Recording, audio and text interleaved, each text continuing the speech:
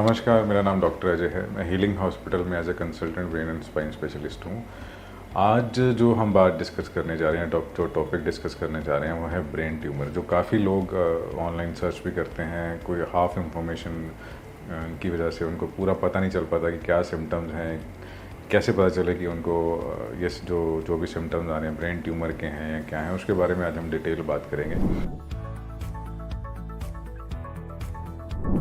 देखिए, जो brain tumour है, जैसे आपको ट्यूमर एक वर्ड आपको पता है, जैसे और भी जगह पे शरीर के कहीं भी जगह पे हम ट्यूमर की बात करते हैं, लोगों को देसी भाषा में समझाएं तो एक गांठ के बारे में उनको पता है कि हाँ कोई गांठ है, कैंसर की गांठ है या कोई भी और गांठ है। ऐसे ही अगर ब्रेन में कोई गांठ बनता है जो दिमाग का प्रेशर बढ़ाए और उसके सिम्टम्स जैसे हम डिस्कस भी करेंगे क्या क्या आते हैं, तो उसको मोटा मोटा जो है ब्रेन ट्यूमर कहा जाता है। देख कहाँ से ये ब्रेन ट्यूमर ओरिजिन होता है।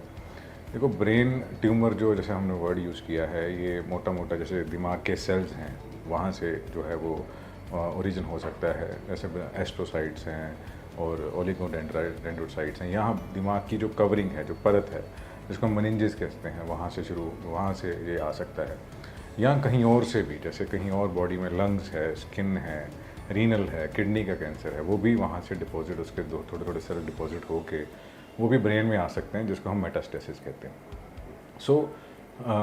जो प्राइमरी ब्रेन ट्यूमर्स हैं, जैसे जो सेल ब्रेन के सेल से ओरिजिन है, उनको हम प्राइमरी ब्रेन ट्यूमर्स कहते हैं। उसमें जो मोस्ट कॉमन है, जो बेनाइन है, वो हम उसको मेनिंजियोमास कहते हैं, जो ब्रेन की कवरिंग से बनता है। और जो ब्रेन के सेल से ओरिजिन होता है, उसमें मोस्ट कॉमन जो है ग्लायोमास होते हैं। ग्लायोमास के 4 टाइप्स हैं, low grade and high grade. जो ग्रेड 1 एंड 2 है, WHO ग्रेडिंग के हिसाब से ग्रेड 1 एंड 2 है वो लो ग्रेड है, एंड जो ग्रेड 3 एंड 4 है वो हाई ग्रेड्स में आते हैं। और अडल्ट्स में हम माने, जैसे ओल्ड एज में हम माने, तो मोस्ट कॉमन जो ब्रेन ट्यूमर है वो है मेटास्टेसिस, कहीं और से जो आता है, लेट्स से लंग से, किडनी से, कहीं और से। और उसका जो क्लासिकल प्रेजेंटेशन वो कॉर्टिकल होते हैं, सरफेस पे होते हैं, और पोस्टीरियर फोसा, छोटे दिमाग के आसपास उनका प्रेजेंटेशन, मतलब डेपोजिशन का चांसेस जो है वो ज़्यादा रहता है। तो ये है मोटा मोटा कि ब्रेन ट्यूमर कहाँ से आते हैं, किस किस टाइप्स के हैं और एक क्या है। तो एक कारण क्यों है, क्या कैसे ब्रेन ट्यूमर्स जो है वो बनते हैं। देखिए, ब्रेन की हम प्राइमरी ब्रेन की बात करें, जो ब्रेन में ही उगते हैं, वो मोटा मोटा रेडिएशंस एक मोस्ट कॉमन कारण है। दूसरा जेनेटिक्स जो है, बीच बहुत सारे सिंड्रोम्स हैं, लाइक लीफ-रोमेनी, अदर भी जो सिंड्रोम्स हैं, उसमें ब्रेन ट्यूमर्स दिखते हैं और फैमिलीज़ में भी रन करते हैं।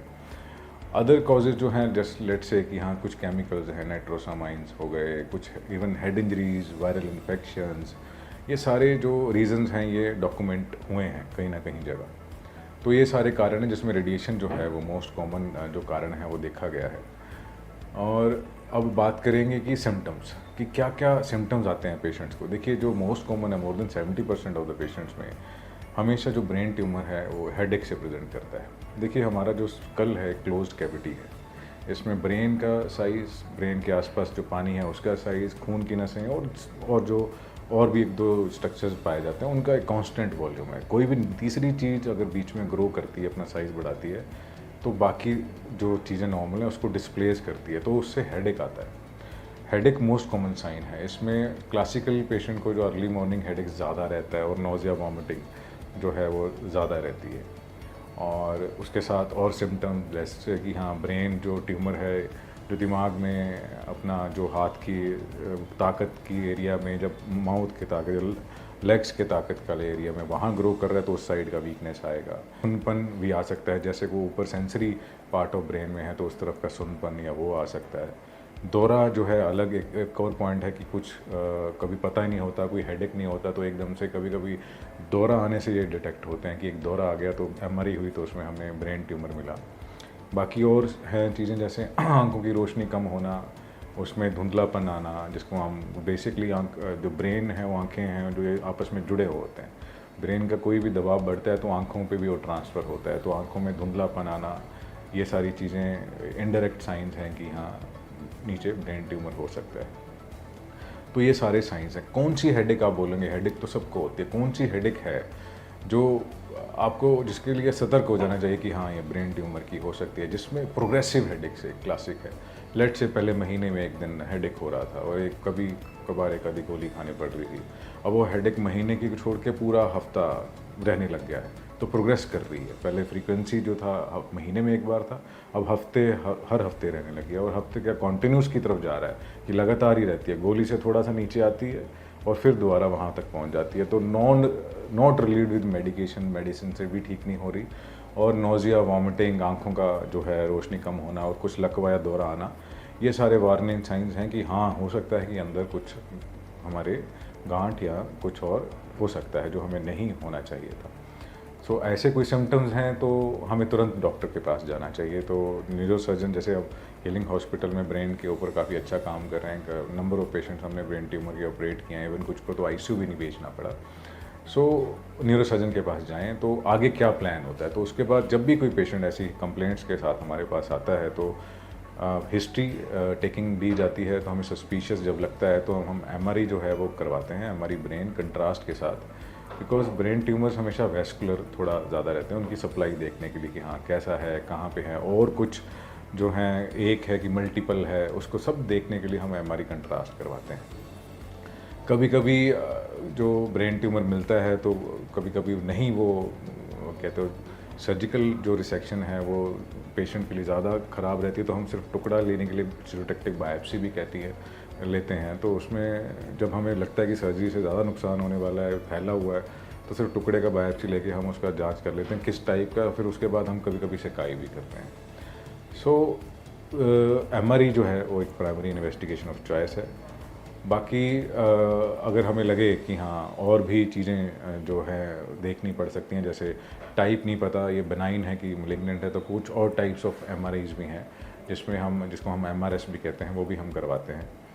और अगर हमें लगे कि हाँ मेटास्टेसिस है, कि हाँ कहीं और से आया है, जैसे मल्टीपल जगह पे है, ओल्ड एज पेशेंट है, पोस्टीरियर फोसा जैसे छोटे दिमाग के आसपास उसके डिपॉजिट्स हैं, तो हम पूरे शरीर का भी जो है वो स्कैन लेते हैं, सीटी एंड ऑल, कि वो प्राइमरी ढूंढने के लिए कि वो कितना फैला हुआ है, कि हाँ हमें अगला प्लान डिस्कस करने के लिए। सो हमने सारा प्लान बना लिया जो भी है। हाँ पूछेंगे कि हाँ सर सर्जरी ही ऑप्शन होता है, यस मोस्ट जो सारे ब्रेन ट्यूमर्स में जो है हमें हिस्टोलॉजिकल जो है वो डायग्नोसिस बनाना होता है कि क्या है वो, प्लस सिम्टम्स भी आ रहे होते हैं, तो उसका दबाव हटाना ही हमें होता है। तो उसके लिए हम जो प्रोसीजर करते हैं वो क्रेनियोटमी करते हैं, जिसमें हम हड्डी पूरी उठाते हैं और हटा के जहाँ का ट्यूमर होता है उसका पूरा जो है ग्रॉस टोटल रिसेक्शन, मतलब पूरा जो उसका माइक्रोस्कोपिक रिसेक्शन 100% हम करते हैं, और उसके बाद उसको जांच के लिए भेजते हैं। और उसका इलाज आगे का शुरू होता है depend upon the biopsy of that tumour, कि हाँ हाई ग्रेड है तो उसके लिए और क्या क्या चीज़ें हमें रेडियोथेरेपी या कीमो वट जो भी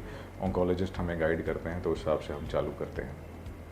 तो ये है सारा ब्रेन ट्यूमर का जो आज हमने डिस्कस किया कि ये सारे जो कैसे क्या क्या टाइप्स हैं, क्या क्या सिम्टम्स आते हैं। तो कोई भी हेडेक्स हैं तो मोटा मोटा आपको मैं इसलिए वार्निंग साइंस बता देता हूँ कि कब आपको थोड़ा कॉशियस रहना है, डॉक्टर के पास आना है। जिसमें कोई भी हेडेक्स जो प्रोग्रेसिव है, जिसका फ्रीक्वेंसी डे बाय डे और मंथ्स में बढ़ रहा है, जो साइंस हैं वो भी बढ़ रहे हैं, headaches, nausea, vomiting, seizure, weakness, ये सब आ रहा है, तो वेट करने का कोई ज़्यादा मतलब नहीं है, क्योंकि जितना जल्दी हो सके आप डॉक्टर से मिलें और अपना इलाज कराएं।